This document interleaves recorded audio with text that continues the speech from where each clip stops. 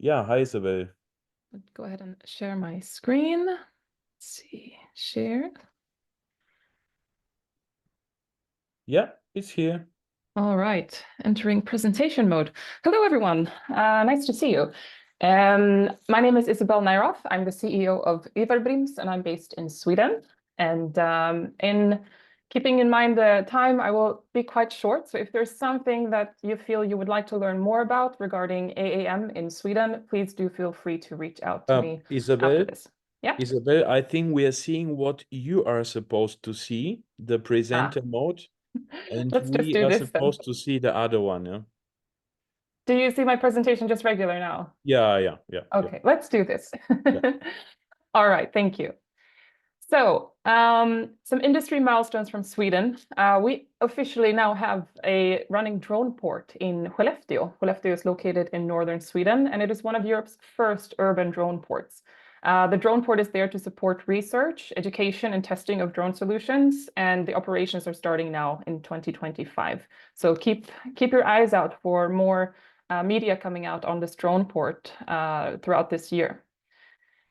We also have a newly established company called European Medical Drone based in Gothenburg, Sweden, and they will also begin to launch medical drone operations using the J4 Aero 2.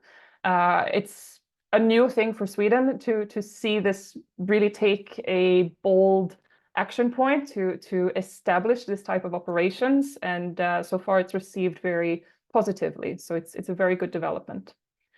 We also have a Norrköping airport. Norrköping is located just a little bit south of Stockholm, collaborating with Aero EDIH. They are planning to do a long range, 160-kilometer UAV flight to Visby. So Visby is on the island of Gotland, as referenced in the photo here. It's a really, really large established geozone where they are planning this year to demonstrate the connectivity that UAVs and soon AAM brings to geographical locations separated by water. So Gotland is quite remote, separated by the Baltic Sea, and there are several applications there to what could be done with having this aerial connection to the mainland. So stay tuned for more updates throughout this year on that as well. Cookie Jar is a Swedish company focused on vertiports, and they are testing scalable modular vertiports to simplify and reduce the cost of integrating AAM services in urban settings. So definitely keep your eyes out on Cookie Jar's development throughout the year. And also noteworthy, Jetson is a Swedish eVTOL manufacturer, mainly focused on personal eVTOL. But they're doing really well, and they've actually sold out their entire production for 2024 and 2025. They are taking orders now for delivery for 2026. So maybe someone here has gotten their hands on or keeping their eyes on the Jetson One, but that is definitely a very interesting platform on the market that is doing very well. Swedish manufacturer Heart Aerospace, they are operating globally, but they have also been having a really good year. So in 2024, they announced that they have a collaboration with Region Gotland, the big island in the Baltic Sea, that they will begin to do operations, I think in 2027, between the island and the mainland. Fantastic.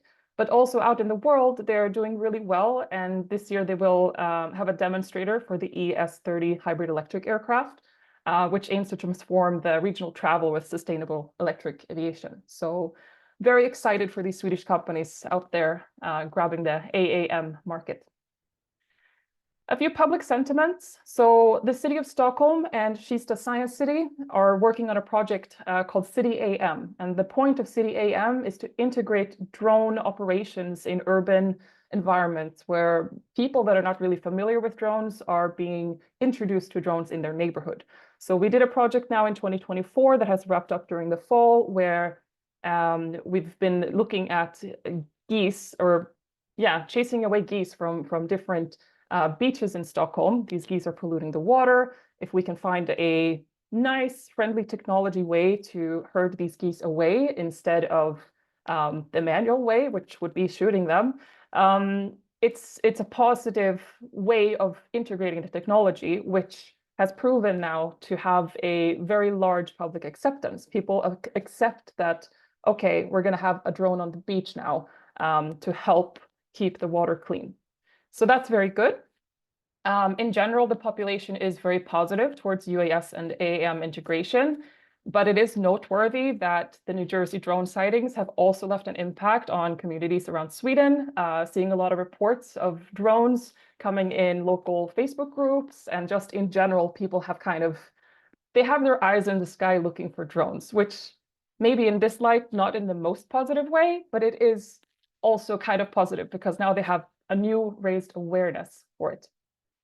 A few negative displays would be, as many have mentioned, definitely the regulatory path is still not clearly paved, but we're getting there a little step at a time. Investment, funding, absolutely something that is a challenge. But I think the noteworthy negative display that is kind of in hot discussions right now is infrastructure compatibility. So we are working on a project, for example, to install a drone in a box on a rooftop. Where do we find that rooftop? How do we know that rooftop is going to be acceptable for this operation and this configuration? How do we know that this rooftop will be acceptable in 10 years for what the technology will be then? These are the discussions that are ongoing in several organizations. We have at least 2 events coming up in Sweden this year. So March 26th and 27th, we will be having Drone International Expo in Kista, that's in northern Stockholm. It's also in collaboration with also Homeland Security side of this expo. So everyone is welcome. Please do sign up. I would love to see you there. I'm not hosting it, but I will be there. And also in September 4th and 5th, we have Aero EDIH and our local representatives for all kind of aviation transportation, Transportföretagen. They will be hosting a 2-day drone event. Location is still to be determined. In conclusion, Sweden is poised to lead a sustainable AAM. It's slow running, we all know that, but we are emphasizing from the get-go to keep a green aviation vision. We are investing in modular infrastructure and community-driven solutions. We want to stay away from this, this is just for the few rich. This is going to be something for everyone that impacts everyone positively. The road to get there, yeah, we are working on it. A few strategic partnerships and public-private collaborations will present significant potential to accelerate the adoption, but we also need to get the right people in the right room with the right ideas. And there's a little bit of a disconnect there still, because yeah, the point of, for example, this forum is to help that disconnect, and it's very well needed. So we need to be having more of these discussions and opportunities to talk about the challenges and the potential. Regulatory alignment and industry education remain big barriers to achieving widespread deployment of AAM technologies. Personally, part of my project, Yvarbrims is a solo consultancy. So I'm a consultant, I work for myself, but I work globally. So I work with organizations in Sweden, outside of Sweden, and try to connect them to each other with their solutions and ideas. My current project, so to speak, is together with Kista Science City to ensure continued successful integration of drones in urban environments. We have an upcoming project coming this summer where we have this drone in a box installed on a roof, and I will be happy to share more about that closer to summer. Otherwise, I help to support decision makers with insights that are looking to explore possibilities. Many people want to dive into this technology, but they don't know where to start. They don't know which questions to ask or which words to search for. So that's where I help and come in and try to be the compass for people wanting to explore this. My main drive is really to enable access and quality of education, because without education to understand the technology and to understand how this is all connected, we are limited in what we can do. So my pillar is to be an educator, both as private person to other people or to organizations, but also working with schools to integrate these kind of modules of learning to different curriculums, whether you are working in architecture or you are working to become a UAS operator. This does somehow affect the way that you will continue to do your work. So that's my main drive. That's it for me. Again, if you would like to connect, feel free to find me on LinkedIn or send me an email or let me know if you're going to be in Stockholm. Thank you very much.